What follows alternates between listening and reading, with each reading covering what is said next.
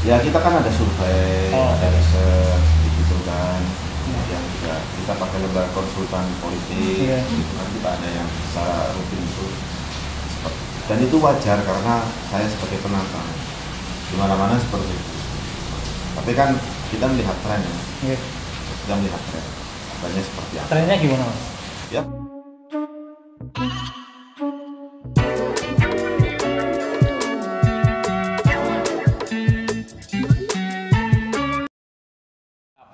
Mas, selain itu kita mungkin bahas 3 lah yang prioritas. Apa Mas? Selain itu ada lagi? Pertanian. Pertanian. Iya. Yang satu lagi? Pertanian. Nah, yang ketiga kemiskinan. Kemiskinan. Iya. Kayak gitu. Governance nggak masuk Mas? Prioritas? Itu sudah given Mas. Bagi saya itu tidak perlu disebutkan, tapi saya sudah harus wajib. Saat berada di dalamnya otomatis ada governance. Iya. Itu bukan merupakan unggulan lagi, itu harus sudah melekat. Ya, good corporate governance. Pertanian Mas, ada apa dengan pertanian kita? Pertanian kita adalah katanya penyokong besar terhadap Purbalingga. Ya, dari saya keliling-keliling ke seluruh daerah-daerah di Purbalingga, dan ketika saya berdialog dengan masyarakat, yang ditangisi mereka hari ini kan masalah pupuk. Ya, itu kan pupuk yang bersubsidi itu kan. Hari ini kan petani-petani Purbalingga pada kesulitan pupuk. Jadi itu yang menjadi prioritas. Nah, saya ingin membantu, gitu kan, ingin membantu. Nah, ini kan alhamdulillah karena di partai koalisi itu, dari 5 partai koalisi itu ada salah satunya yang punya Menteri Pertanian. Jadi saya juga aksesnya ke Menteri Pertanian. Nah, kalau Purbalingga nggak bisa mengatasi itu kan jalurnya ke Jawa Tengah, ke provinsi.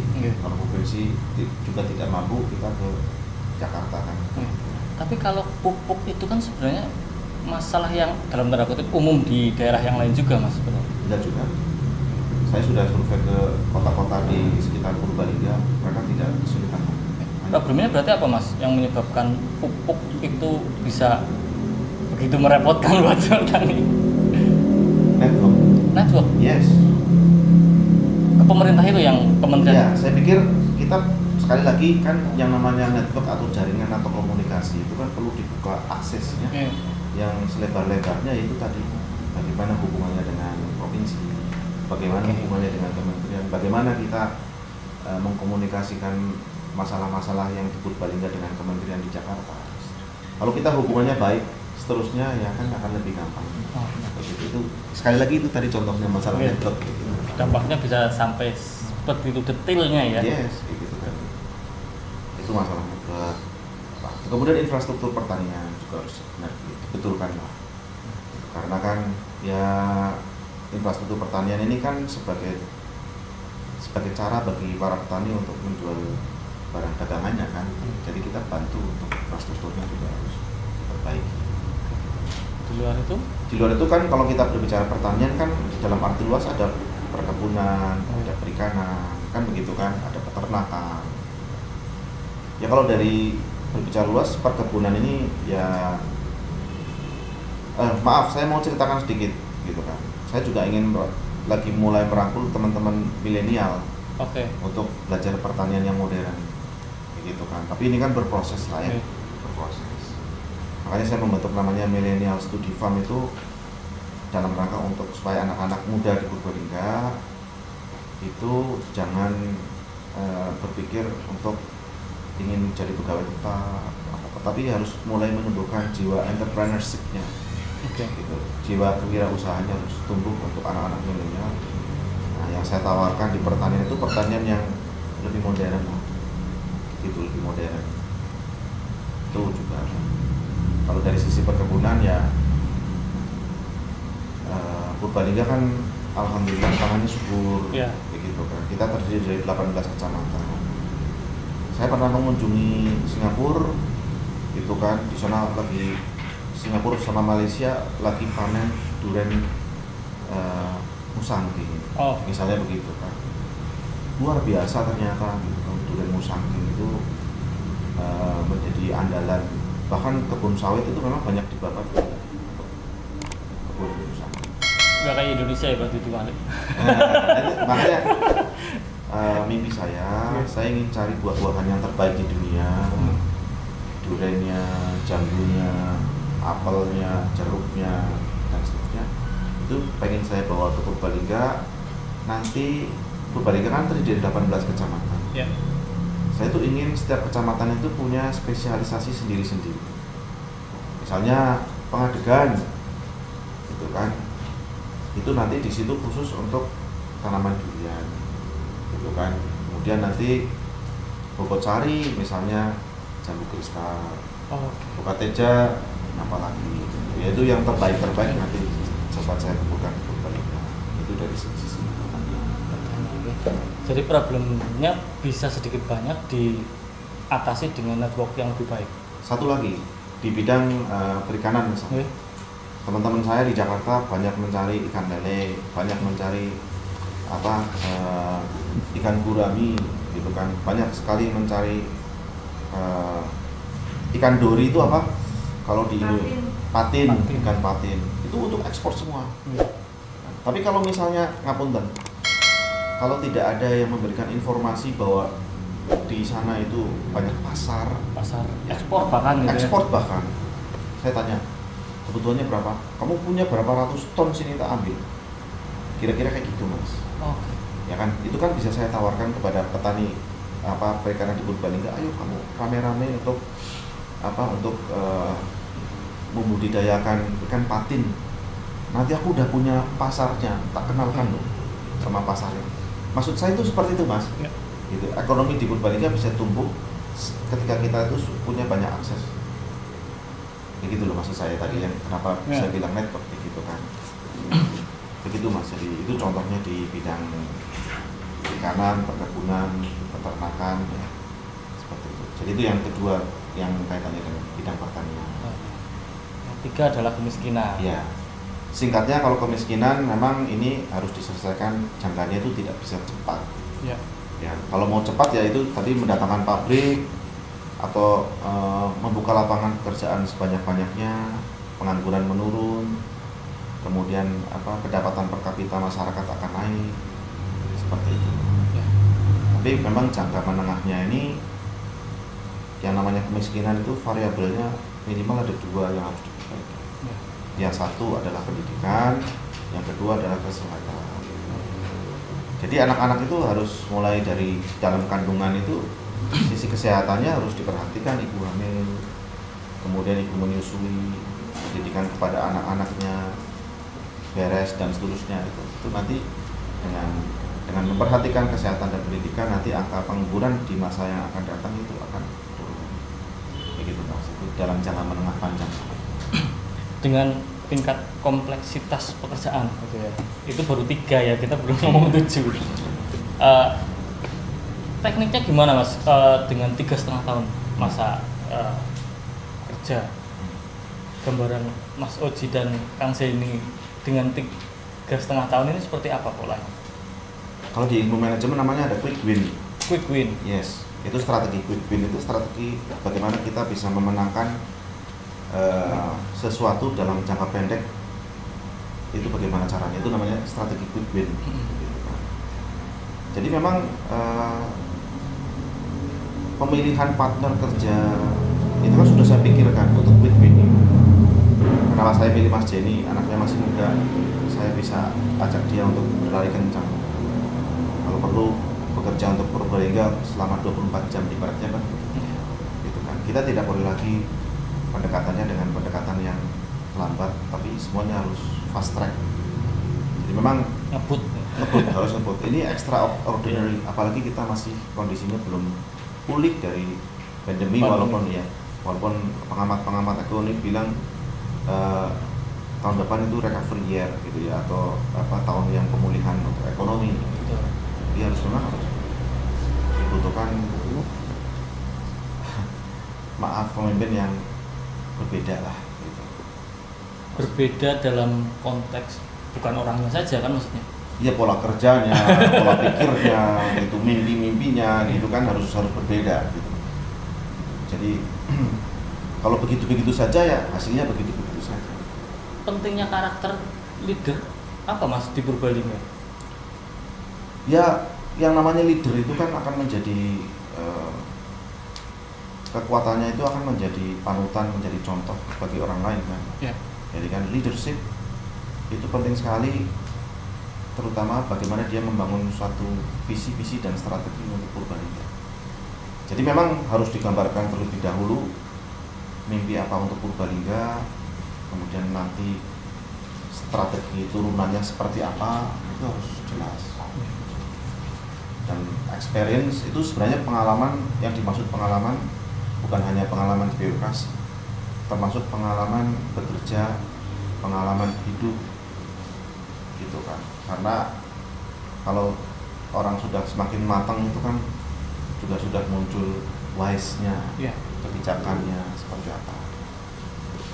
Ya mungkin izin nanti jika Allah meridhoi, masyarakat Purbalingga merestui gitu ya, mungkin agak sedikit berbeda dengan yang ada kondisi sekarang. Saya pengen bersama-sama dengan birokrasi di Purbalingga untuk menambah kecepatan.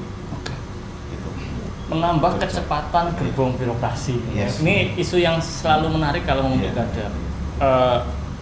Kalau saya cermati, Pak Jokowi 2 periode juga masih kesusahan mendorong percepatan, kemudian revolusi mental di pelayanan masyarakat kita. Nah, quick win-nya OJJ ini gimana untuk mendorong birokrat yang, karena kan itu goalnya pasti good governance gitu ya, dan itu nggak sederhana kan.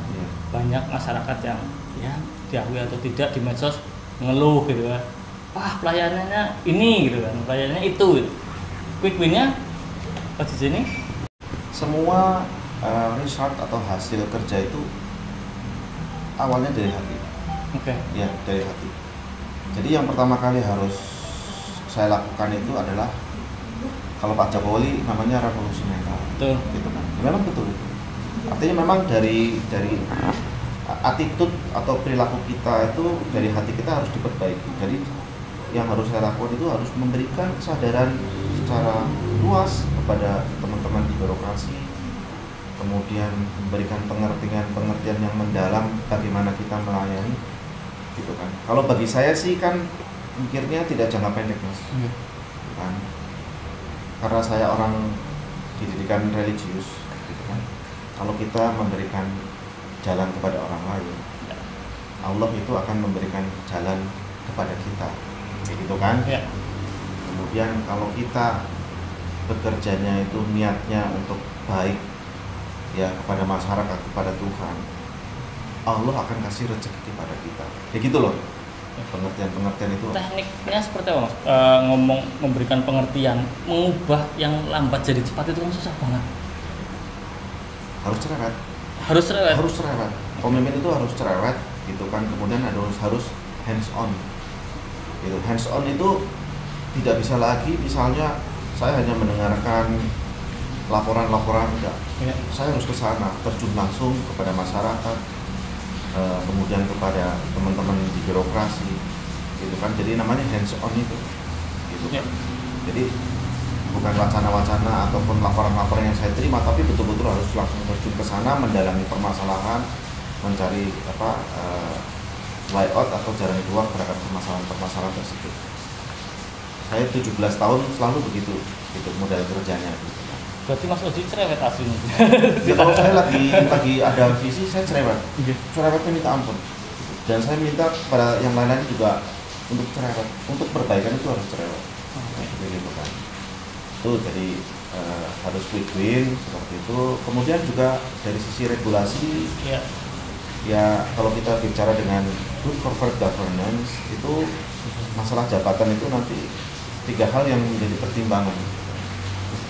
Ya, jadi yang pertama ya kaitannya dengan namanya pemimpin itu adalah sekali lagi panutan, gitu kan.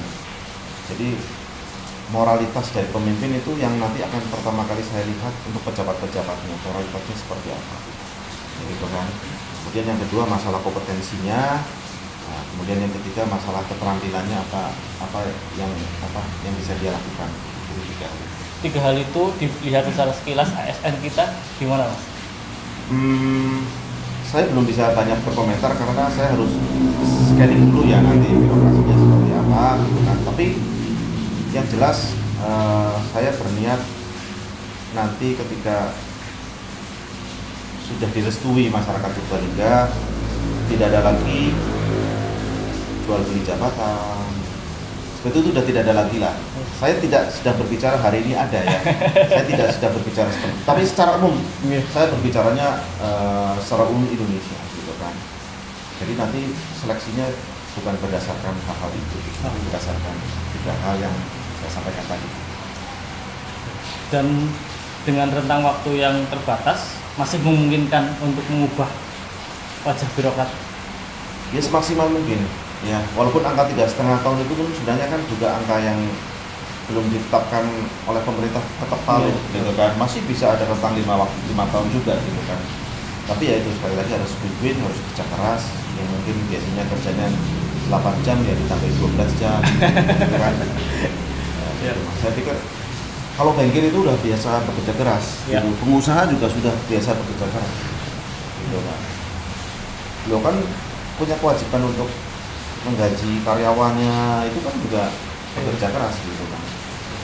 Nah ini Purbalingga bagaimana caranya kita nanti tidak hanya terpaku kepada APBD, tapi kita harus merangkul sebanyak-banyaknya investor untuk masuk Purbalingga gitu kan. Jadi sumber-sumber dananya tidak mengandalkan APBD saja nggak bisa untuk membangun Purbalingga, tapi harus mengambil dari sumber-sumber yang lain. Jadi memang meskipun dipaksa-paksa gitu ya, ternyata serius juga ya. Ternyata menyiapkan banyak hal itu. Mas, kita ngobrol ya sedikit praktikal politik lah. Mas Oji sadar nggak bahwa posisinya Mas Oji itu sebenarnya secara elektabilitas masih di bawah? Memahami itu? Paham. Dari mana pemahaman? Ya kita kan ada survei, ada riset gitu kan. Kemudian juga kita pakai lembaga konsultan politik, gitu kan, kita ada yang secara rutin itu. Dan itu wajar karena saya sebagai penantang di mana-mana seperti itu. Tapi kan kita melihat tren ya, kita melihat trennya seperti apa. Trennya gimana Mas? Ya alhamdulillah naik terus. Ya, trennya kita masih punya waktu 48 hari, gitu kan, naik terus. Kalau bagi saya kan, saya lagi menjemput takdirnya seperti apa. Jadi saya isi going, saya enak, relax kayak gitu Mas. Ya. Nggak merasa terbebani? Enggak sama sekali. Apa malah justru menikmati tantangan? saya sekarang sudah mulai menikmati, sudah mulai menikmati kondisi politik seperti ini. Hirup pikuk yang kayak gini. Ya, gitu kan, karena ya ini dunia baru bagi saya, gitu kan, dan saya menyenangi hal-hal yang baru, gitu kan. Awal-awalnya sih memang stres juga, tapi sekarang saya sudah relatif lebih rileks, lebih tenang, gitu kan. Terus belajar gitu, jadi tidak terlalu terbebani lah, gitu kan. Tantangan paling berat melawan incumbent di mana? Ya sudah pasti kan mereka itu kan secara infrastruktur, networking, popularitas dan seterusnya kan sudah mapan lah. Ya kan. Oji siapa gitu kan? Paham lah ya. Oji muncul 6 bulan yang lalu. Gitu kan. Bagaimana saya memperkenalkan kepada masyarakat, gitu kan, dan seterusnya kan itu butuh waktu, gitu kan. Kalau incumbent kan di mana-mana, ya artinya nggak cuma di Purbalingga kan sudah lebih jauh populer. Tapi kan yang namanya populer belum tentu kan diterima masyarakat, elektabilitasnya seperti apa, kesukaan masyarakat seperti itu kan belum tentu gitu. Kalau dari sisi popularitas sudah pasti kan, tapi elektabilitas kan yang kita belum tentu ya. Belum tentu. Berarti sejauh ini meskipun kesannya masih di bawah, masih memungkinkan untuk dikejar dalam 40 hari. Insya Allah. Jadi ya mau bahasa ngapak, mau bahasa Purbalingga, monggo bebas. Penontonnya yang ngapak kok. Ya. Kita kan masih punya waktu 48 hari kurang lebih. kita ada strategi khusus sehingga nanti di saat yang tepat di tanggal 9 insya Allah wong-wong Purbalingga itu Arab ngaji kabeh. Ya, mayoritas lah ya gitu. Tanggal sanga milik nomor 1 gitu. Ngaji tanggal sanga milik nomor 1. Insya Allah. Baru tahu saya. Ya kita ada inilah hitung-hitungan yang kita lakukan. Targetnya berapa persen mas? Sing penting menang lah situ ya mas. Sing penting. Slow boy lah mas, kayak gitu kan. Sing penting kan ya wis. Tapi aslinya sudah merancang itu, cuma tidak membuka saya itu. Ya sudah ada, kita sudah ada target data, target angka wis ana, tapi ya apa? Kalau saya kan selalu bilang 3 hal. Cool, kalem, confident. Melu anu iklan rokok kayak gitu kan. Jadi kenapa kok saya bilang cool, kalem, confident? Itu semata-mata supaya kita tetap tenang. Gitu. Aja cakar-cakaran, aja gelut-gelutan, gitu kan. Aja kampung-kampungan. Gitu ya. Purbalingga kan penduduknya 1 juta. Saya dari kecilik nang Purbalingga nganti SMA. Artinya aku wis ngerasakna Purbalingga zaman cilik itu kemudian kan. Oh, Purbalingga yang saya kenang itu adalah Purbalingga kota yang sejuk, sing penduduknya ramah-ramah, cinta damai, kayak gitu kan. Sekarang masih? Sudah ada sedikit perubahan, tapi saya pengen balik lagi ke masa lalu di bidang itu. Ya. Termasuk nanti pembangunan infrastrukturnya pun pendekatannya adalah pendekatan kepada kekerabatan, kemasyarakatan. Kayak gitu contohnya. Begitu mas. Ya. Sejauh ini jalan-jalan kampanye, bagaimana kondisi masyarakat di Purbalingga dari konteks merespon pemilu pilkada ini? Apakah masih santai? Apa sudah bersemangat atau seperti apa mas? Di siswa 48 ini memang kita perlu ada gerakan-gerakan juga yang extraordinary. Okay. Artinya jangan gerakan-gerakan yang biasa, tapi memang harus extraordinary. Sehingga kami melakukan langkah-langkah yang extraordinary. Walaupun hari ini saya tidak terlalu mengeksplor, gitu kan. Kita lebih baik cool aja lah, cool aja lah, tenang, merayap. Berarti sama saya masih rahasia nih. Ya tidak boleh saya buka semuanya. Nanti setelah pilkada selesai baru saya cerita. Gitu ya. Tapi Mas Oji paham di media sosial Facebook itu berisiknya udzubillah ya? Paham. Tapi karena saya sudah awalnya itu mas, wah panas dan baper. Agak sedikit baper pasti enggak. Tapi kan saya sudah punya tekad di dalam hati yang saya lakukan ini untuk kebaikan Purbalingga. Jadi orang mau mengkritik apapun juga gitu kan, siki rasanya aku simpan. Oh gitu? Iya, jadi orang anak rasanya mas. Karena tujuan saya untuk Allah. Tujuan saya mau berbuat baik untuk masyarakat Purbalingga. Kayak gitu. Jadi biasa banget. Kayak gitu. Jadi nggak terlalu saya pikirkan gitu kan. Itu urusannya tim sukses ya? Iya lah. Yang penting saya konsentrasi. Ya. Saya lebih baik sekarang memikirkan telepon teman-teman saya. Ayo bareng-bareng investasi di Purbalingga. Gitu kan, kedepannya seperti apa, gitu kan, dengan laptop yang saya miliki, gitu kan. Jadi arahnya lebih ke sana.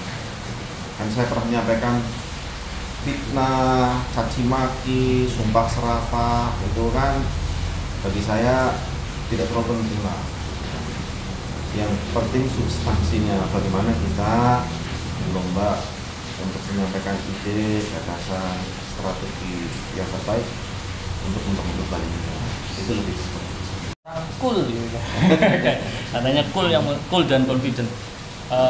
Mas, aku lupa tanya soal UMKM. Teman-teman UMKM itu kan memang fighter ya. Di 6 bulan ini fighter betul.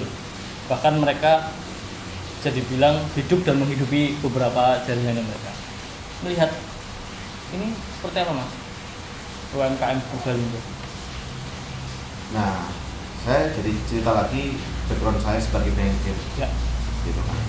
Salah satunya banker itu juga selama saya punya pengalaman bertahun-tahun menangani UMKM yang ada di Indonesia. Nasabah-nasabah saya banyak UMKM. sehingga sedikit banyak saya sudah tahu problemnya seperti apa. Kan?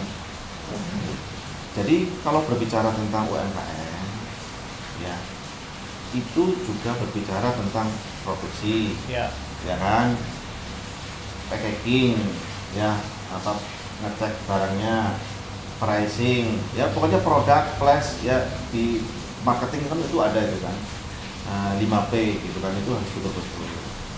Kemudian juga market, pasar, begitu kan. Itu kan value chain ya, atau mata rantai. Jadi berbicara UMKM itu tidak hanya berbicara masalah bagaimana kita memproduksi suatu barang, tapi kita juga harus berbicara tentang bagaimana mengemasnya barang itu supaya menarik, bagaimana supaya barang itu rasanya enak, bagaimana kita mendeliver itu ke pasar, apakah pasarnya sudah ada atau belum, begitu kan, serta bagaimana kebutuhan modal kerja mereka. Jadi kayak gitu. Nah ini kalau menurut saya campur tangan pemerintah ke UMKM harus banyak. Dalam bentuk?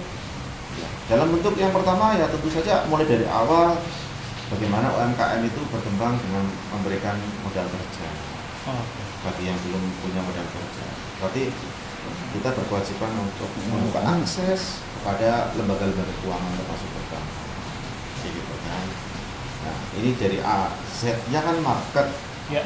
Ya, nah ini juga harus dicarikan pasar untuk teman-teman UMKM. Gitu. Sehingga nanti mereka sudah berproduksi, kalau tidak punya market ya jatuh lagi kan. Artinya network lagi ya? Network lagi, saya kan bilang network yang banyak kedudukan hari ini gitu kan. Gitu. Oke. Mas, sebenarnya ngomong perubahan gitu, saat Mas Oji dan Kang Seni nanti jadi, seberapa berubah kalau kita akan ngomong, masyarakat akan melihat secara sekilas nih Mas, contoh kita kasih gambaran dulu seberapa berubah saat Mas Oji dan Kang Seni kemudian jadi bupati dan wakil bupati dibandingkan kalau berubah kan berarti kondisi existing ya sekarang. Seberapa berubah? Seperti apa perubahannya? Kalau perubahan yang dilihat oleh masyarakat itu kan perubahan yang kelihatan di mata, ya kan? Sehingga salah satunya di 7 perkara unggulan itu saya masukkan infrastruktur, gitu. Infrastruktur supaya ada unsur keadilan bagi masyarakat Purbalingga.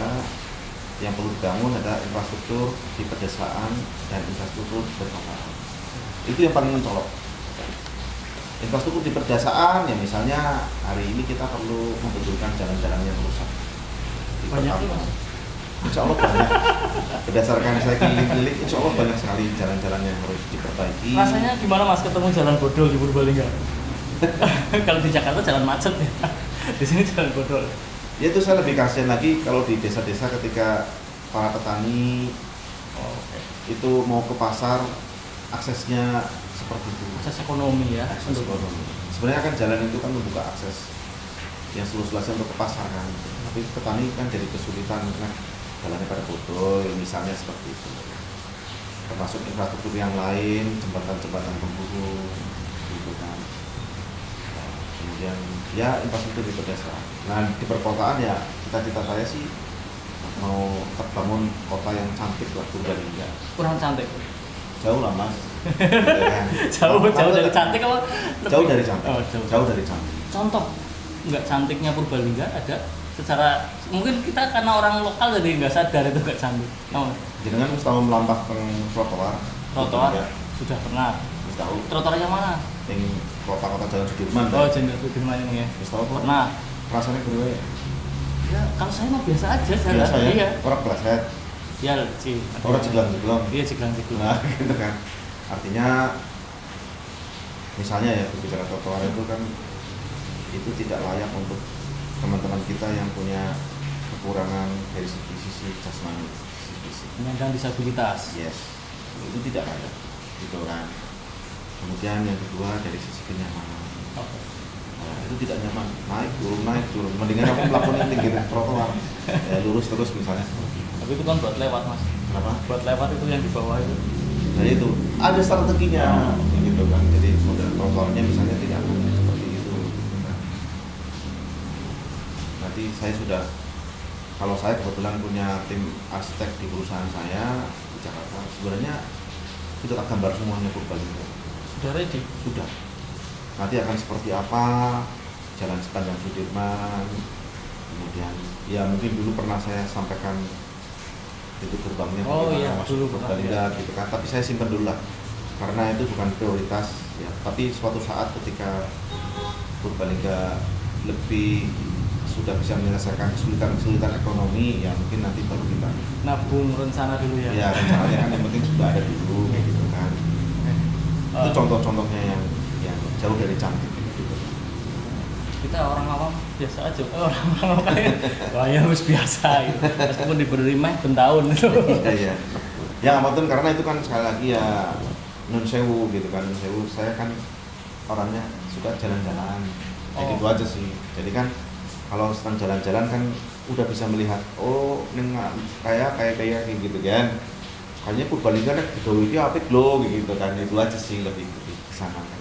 Ya karena hobi jalan-jalan nek seneng mlaku-mlaku ya insya Allah kan juga bisa membandingkan kota lain dengan Purbalingga. Mungkin saya dolannya kurang atuh. Gitu kan. Infrastruktur tarikannya adalah budget. Berarti mungkin gambarnya sudah mulai ngintip pola APBD kan ya? Memungkinkan Mas untuk dieksekusi di periode ini misalnya? Ya kalau kaitannya dengan infrastruktur bisa, tapi periodik ya, tidak bisa setahun habis. Ya, gitu kan. Satu itu. Kemudian yang kedua memang sekali lagi kita harus menggali pendapatan asli dari. Saya lihat potensinya masih banyak. Contohnya? Contohnya ya misalnya tempat-tempat wisata kita itu perlu ada modernisasi di bidang tiketing misalnya. Dengan menggunakan sistem IT gitu kan, sehingga nanti lebih terkontrol terhadap cash in terhadap perusahaan itu. Jadi yang kedua kaitannya lagi dengan misalnya perpajakan, kayak gitu kan, perpajakan juga perlu diperbaiki. Sistem parkir di Purbalingga itu perlu kita perbaiki. Gitu kan. Nah ini kita perlu gali PAD yang ada di Purbalingga supaya nanti akan bertambah PAD-nya. Kemudian di sisi yang lain cash in-nya dari mana kita perlu gandeng swasta. Gandeng swasta supaya bisa masuk ke Purbalingga. Contoh, nah itu teman-teman saya yang masuk ke Purbalingga itu kan butuh pabrik yang akan dibangun di Purbalingga.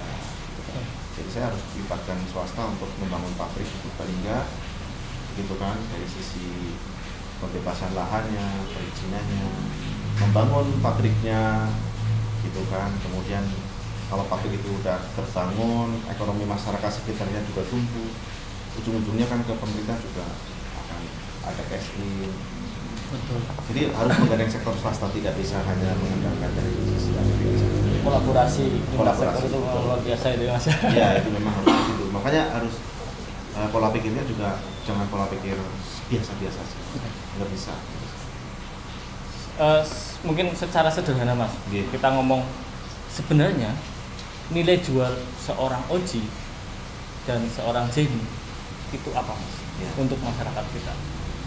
Mas Jenny asli Purbalingga, lahir di Purbalingga, tumbuh di Purbalingga, ya kan. Kemudian saya asli pada Karonjenengan, lahir di Purbalingga, tumbuh dibesarkan di Purbalingga, dan saya mendapatkan kesempatan Gusti Allah untuk merantau kan gitu kan. Lumayan lah ada pengalaman merantau kan. Kata Nabi kan karena belajar sampai ke negeri Cina gitu kan. Itu kan tujuannya supaya kita mendapatkan ilmu gitu kan. Nah, itu dari hasil pengalaman saya, terutama merantau selama 30 tahun kan, saya alhamdulillah cukup mendapatkan pengalaman dan ilmu. Nah, itu mudah-mudahan pengalaman dan ilmu itulah yang nanti akan saya bawa untuk membangun Purbalingga. Gitu kan. Berarti yang satu adalah orang yang paham tentang Purbalingga, Mas Jenny ya. Sementara Mas Oji adalah orang yang berpengalaman. Ya, seperti itulah, bisa dibilang begitu. Ya, terima kasih Mas Oji. Iyalah. Lama banget ini, kita udah 1 jam lebih kita ngobrol karena nggak kerasa. Biasanya kalau ngobrolnya asik, bahannya enak, itu memang nggak kerasa. Iya. Ini semua berbilang menit ya. Ini sudah 1 jam lebih. Oh iya? Itu lebih 20 menit. Oke, terima kasih Mas Oji atas waktunya bisa speak sini dengan teman-teman netizen juga Facebookers. Mungkin nanti kalau teman-teman yang penasaran langsung aja ke posko, silakan. tapi nggak ada saya pasti lagi main ke tempat yang lain. Ada pertanyaan nggak di teman-teman Facebooker itu? Kurang lebih sudah tercover. Sudah tercover semuanya. Nanti informasi lebih lanjut dijawab mungkin lewat media sosialnya Mas Oji. Terima kasih Mas Oji, semoga sukses dengan proses kampanyenya. Dan saya kasih pesan khusus satu ya. Monggo. Jadi saya ingin menyampaikan kepada masyarakat Purbalingga semuanya, kita sekarang itu lagi pesta demokrasi, gitu kan. Jadi saya ingin tetap mengajak kita semuanya untuk cinta damai. Jangan gara-gara pilkada ini nanti terpecah-pecah, jangan sampai seperti itu, gitu ya. Kita harus menunjukkan perdamaian di Purbalingga, gitu kan. Tetap antar tetangga harus rukun walaupun mungkin beda pilihan. Sing biasanya kirim-kiriman berontak, karo tempe mendoan, gara-gara pilkada terus orang kirim-kiriman ya jangan ngasih kayak gue. Jadi tetap rukun lah. Pesan saya sih seperti itu gitu. Termasuk ya teman-teman yang baik online ataupun offline lah gitu ya. Kayak gue Bob gitu kan, tetap damai lah ya. Kita sama-sama menjaga. Monggo sarang-sarang kita jangan bikin repot polisi, jangan bikin repot teman-teman tentara, itu Bawaslu dan seterusnya. Mungkin itu aja sih pesan saya Mas. Teman-teman. Semoga sukses Pak dengan target-target dan sistem kerjanya yang sudah disiapkan segalanya. Kalau kami masyarakat mungkin anak muda kepengen nonton kampanye yang asik. Kayak gitu ya. Monggo asiknya didefinisikan. Oke, terima kasih Mas Jenny, semoga sukses. Mas Oji saya mau ngomong Mas Jenny dan Mas Oji. Oke, terima kasih. Matur nuwun sami-sami Mas Bangkit. Semoga kita bangkit di Purbalingga. Siap, matur nuwun. Terima kasih.